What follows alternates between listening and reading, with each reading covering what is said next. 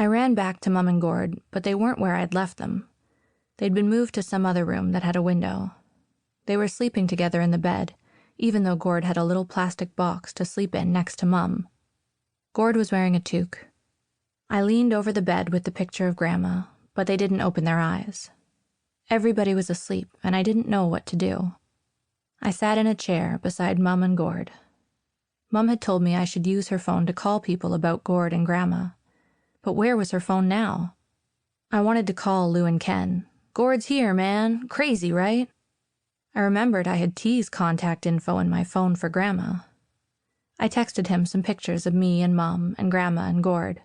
In between all his messages from the sexy hot tub girls in Hollywood, he'd have a picture of Grandma connected to a hose, and a random Canadian family missing certain members.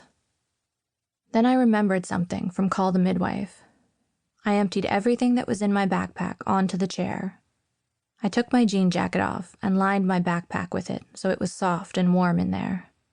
I carefully put Gord into my backpack.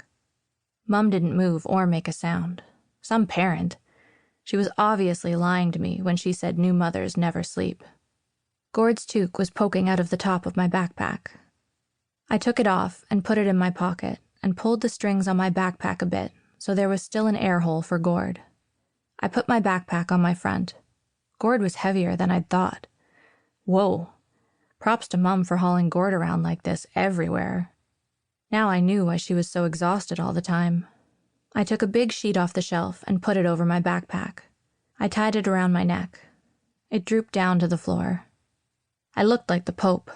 I heard a squeak. I jiggled my backpack a bit under the sheet. Me and Gord took off to the ICU. The lights in all the hallways were dim. There was hardly anybody around, just janitors and tired-looking people who were waiting for something or someone. Me and Gord waited for an authorized person to go through the ICU door. I stayed a long distance behind the person and pretended to be reading a sign on the wall about diarrhea and vomiting. But the authorized person didn't go in. He was standing there, talking with someone. Gord squeaked again. I ran into a different little room for bereaved people and whipped off the sheet